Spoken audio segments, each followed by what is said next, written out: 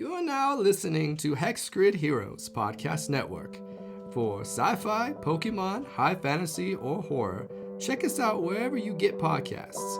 And online at hexgridheroes.com.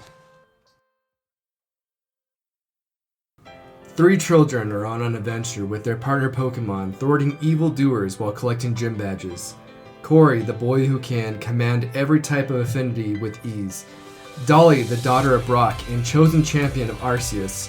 And Orange, the son of Blue, the father that doesn't know of his existence, and also a human Pokemon hybrid. Fueled by friendship and wanting to be the very best like no one ever was, this is Pokemon Seichao.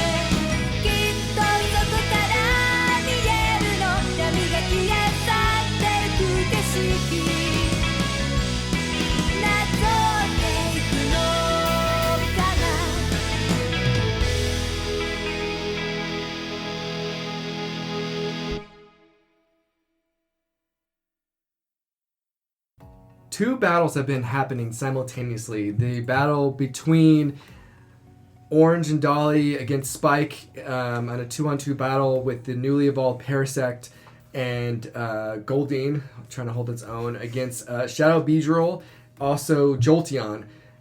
Spike has went into Shadow Affinity as well with the Shadow Beedrill.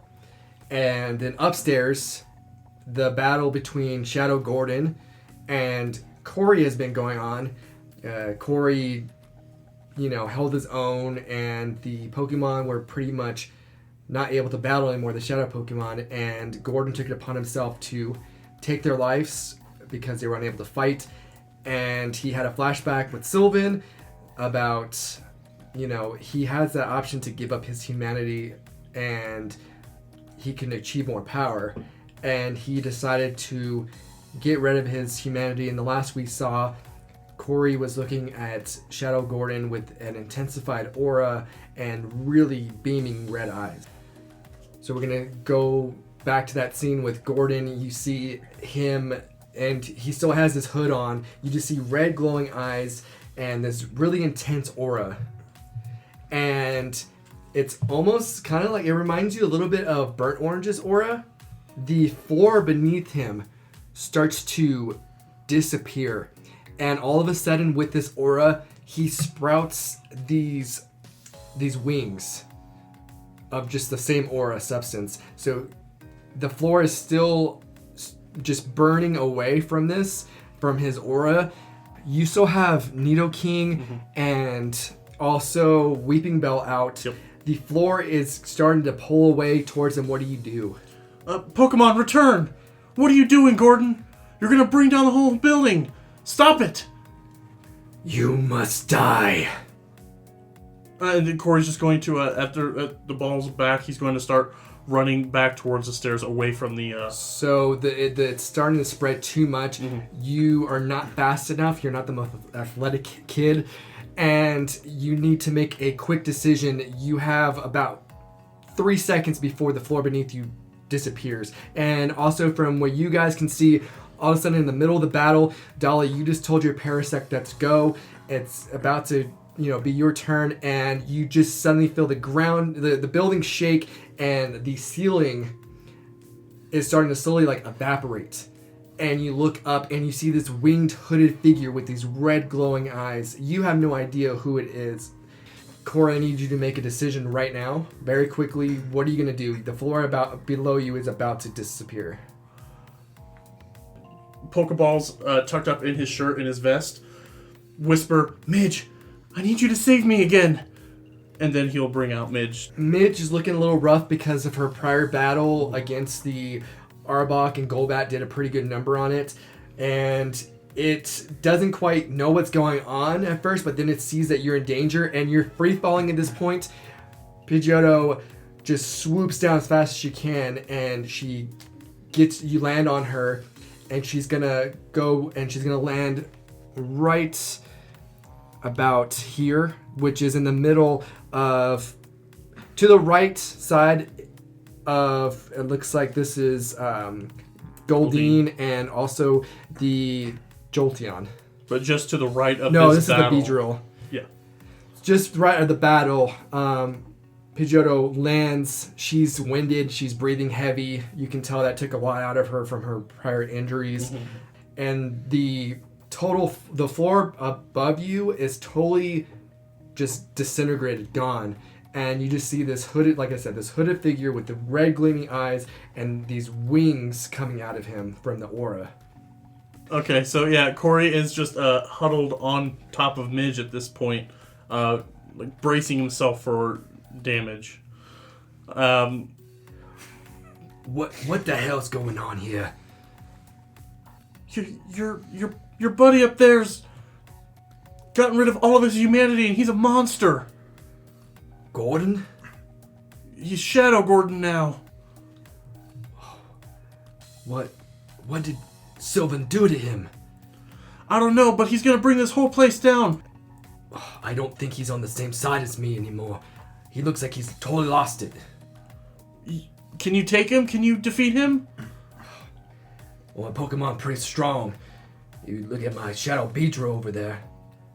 And then, Corey, you see this menacing Beedrill with these really red eyes. It's poking through the air furiously.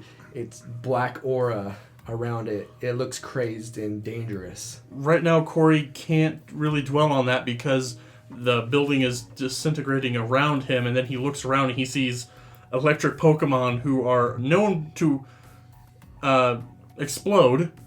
It doesn't matter. Everyone... Oh, yeah. By the way, guys, if you don't remember when I said about the room that they were fighting in, on the far ends of the room, there are lines of Voltorb that are powering the plant on this floor. So, yes, any kind of minor knock into them could set off a chain reaction and blow the whole building up.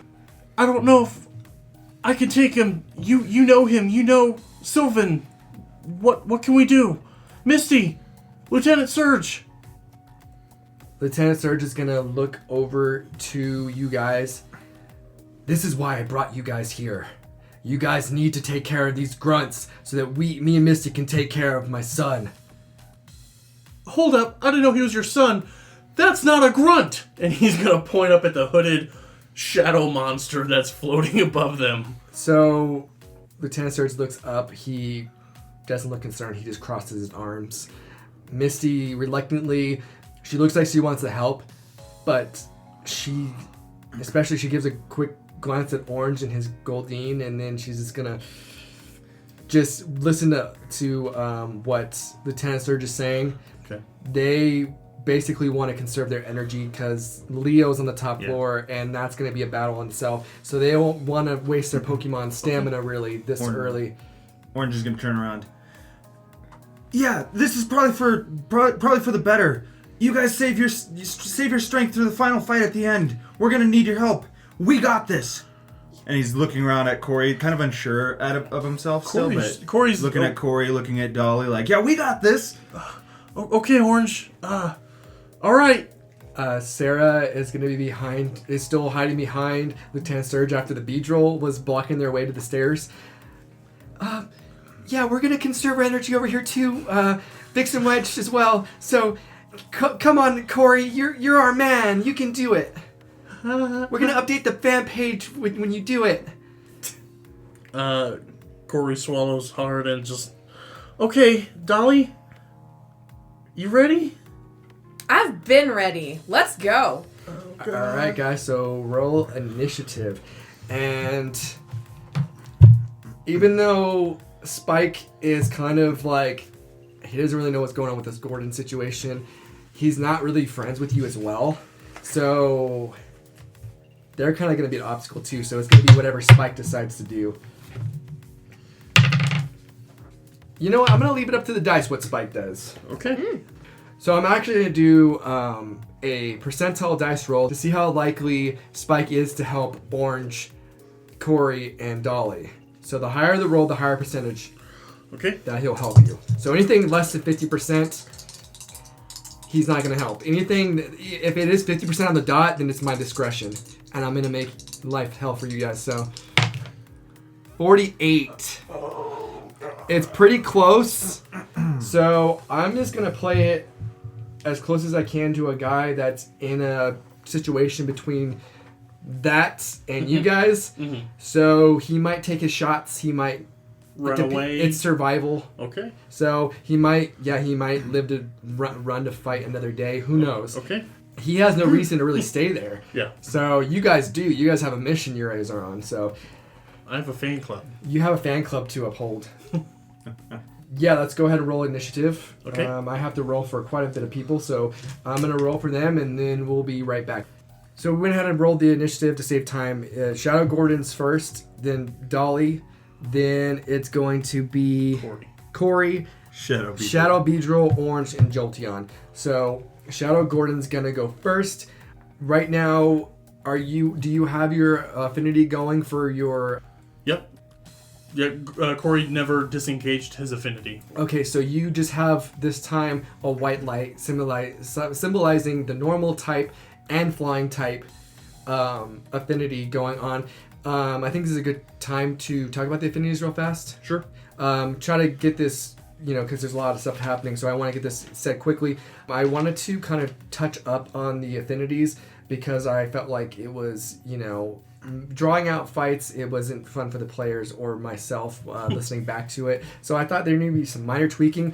So there's going to be some tweaks with the affinities. It's still basically similar to what it was before, but this time you're going to get bonuses to the same type attacks. So if you have a water type with a water affinity, you'll get a boost added onto a water attack. And when you get hit, instead of having physical piercing and slashing damage, we're going to have an affinity die, which is a D6. So it'll already have the resistance with how we're doing it this season. Plus, there will be a D6 rolled, and that will subtract further from the damage. So, and it's also going to be able to be leveled up in the future. I'm not going to stress too much on it now. But yeah, so if there's some inconsistencies with the affinities, it's because I'm making some minor tweaks that will hopefully make the game more fun and more fun to also listen to. The system we're using is growing as the story continues. When we said early on in the series that we are constantly changing, Sage Child means growth, so we are always changing, we're always making adjustments I want to make the game as fun as possible for my players, and I also wanted to make it as enjoyable to listen to. Mm-hmm. So hopefully going forward you guys will like the change. But let's get back into the action. Shadow Gordon is just still in the air with his bright red eyes. For D&D terms, I'm gonna say he's now hovering about 30 feet above you guys. He sees your affinity, Corey, still going off, and he looks really upset. He is going to stretch out both his hands, and you just hear Shadow Storm, and then this big black energy wave, like his aura, will hit every creature within 30 feet. Within a point of 30 feet or 30 feet around him? There is a difference. 30 feet in a line. It doesn't say cone, it just says within 30 feet. So I think it's like a... It's a area radius. of effect. Yep. Yeah. So 5, 10, 15, 20, 25, 30. Okay. You guys are all going to be caught up in this. Even Spike's Pokemon. Okay. You guys just get hit by this wave of raging storm of darkness, and it's very hot heat, and it's very intense winds. you can all, like, as trainers, you guys are probably, like, bracing yourself for this impact. Even Lieutenant Surge looks a little shaken by this. I don't know if anybody's paying attention to him, but he's holding on. And meanwhile, Sarah, Vix, and Wedge are just they're holding on to his clothes, and their feet are like in the air. You know, Misty's holding on, you know, keeping her firm stance as best she can. I need you guys to all make a DC con save. So I need to make DC con saves for both Jolteon and Beedrill. Okay, then. Nat 20. Nat 20, you definitely save. 14. I'm going to go around the room first. I'm going to start with Don because he had that Nat 20. Yep. This big blast of dark aura. It's so hot. It's so windy. Midge is actually going to be able to start flapping her wings as fast as she can, and she's going to shield you, Don, and she's able to shield herself as well. But stamina-wise, it's going to drain a little bit from her, but she doesn't take any damage. Okay. But she's definitely huffing and puffing at this point. Orange, what is Goldine roll? 14. So she failed. Goldine did not pass. What did you get for Parasect? Parasect got a 6. So you failed. Jolteon passed, but Beedrill got a nat 1. So Shadow Beedrill is about to get messed up, especially since this Shadow Gordon actually has fire. So it being a bug type, Beedrill's probably going to get one shot. So you guys are going to take 66 plus 4 damage. But you will, I believe, yours is halved on a save. On Goodbye, a nat Goldine. 20? On a nat 20, I will say you receive no damage because I said you were safe by her. So Do you want more D6s? yeah, if I could get more d6, lend me your energy. Goodbye, Goldine. It was nice talking. gosh. I told you this is gonna be a rough fight. It's a recharge move, so you guys are lucky. Oh, God. So 4. This is a 6, right? Yeah. 9, 10, Yeah, Goldine's 11, 12, 13, 14, 15, 16, 17, 18, 19, 20 damage. Plus 4, 24 damage. Was it fire damage? Yeah. It is fire damage. How does that affect Goldine? It will. And Paris. It will actually half the fire damage. And double yours, How much right? damage? It Yeah, will it'll double double yours. mine. How much Yes. was the total?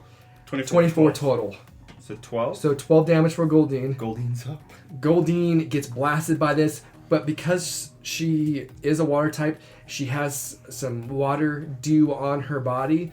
It is gonna kind of take away some of the oomph from this attack from Shadow Gordon, but it's still gonna do quite a bit of damage. And then Parasect, it's gonna get blasted by this fiery dark aura. It has no way to defend itself. It's down. It's done. Its mushroom has a little smoke coming out of it because it's a fried mushroom. Yep. Jolteon is able to just dart around. You see something move around like just super quick, but it's really just dodging the flames as fast as it can. So it takes some damage. It didn't roll on that 20, so it's not immune to the damage. It is looking pretty rough now. It is winded. It's battled a lot of Pokemon so far. It's had to battle a lot of Ash's It's had to battle a lot of Orange's Pokemon, and also it's been fighting a Parasect too. So it is looking rough. Beedrill, Shadow Beedrill, is going to literally get destroyed. It just goes down. It is still trying to sting up in the air, but it's prone. It's starting to sting up in the air, and it's not able to get up and battle anymore. Spike looks concerned. He's going to call back his Beedrill. Jolteon, get over here. And Jolteon's going to, like, not as fast as usual, get over. He's like, we're out of here.